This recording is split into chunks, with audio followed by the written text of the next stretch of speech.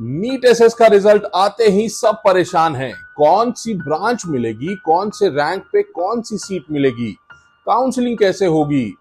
चिंता छोड़ो, मैं सब क्लियर कर दूंगा आज। सबसे पहले कट ऑफ समझ लो। Latest NEET SS cut off आ चुका है।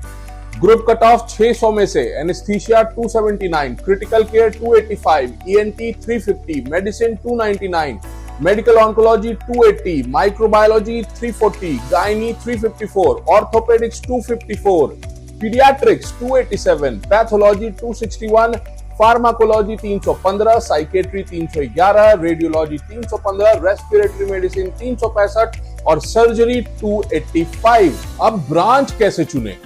बिल्कुल आसान तरीका है।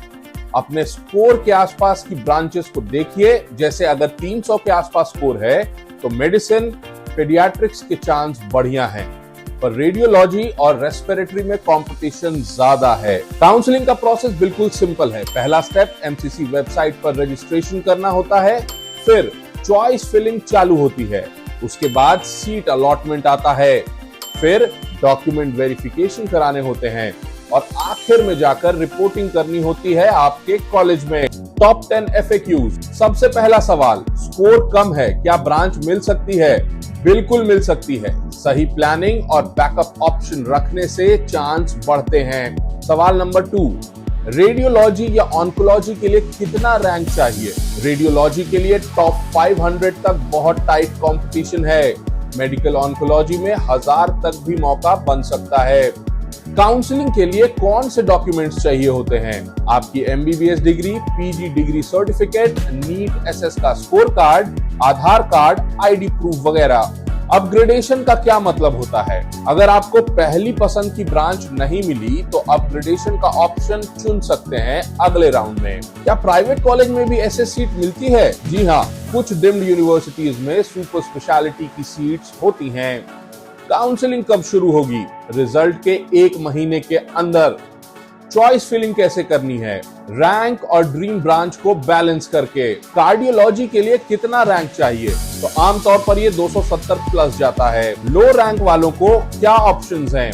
क्रिटिकल केयर और इंफेक्शियस डिजीजेस में चांस बनता है। तो चलिए अब मैं आपको कुछ बोनस मेंटर टिप्स देने वाला हूं जो कोई नहीं बताएगा आपको। हर कॉलेज में अंदरूनी प्रेफरेंस होती है, इसलिए एक ही रैंक पर अलग अलग कॉलेज में अलग अलग ब्रांच मिल सकती है। दूसरी सलाह, डॉक्यूमेंट वेरिफिकेशन जल्दी करवाओ, लेट किया तो सीट छूट सकती है। और तीसरी जरूरी बात, हर ब्रांच की बॉन्ड पॉलिसी ध्यान से पढ़ो।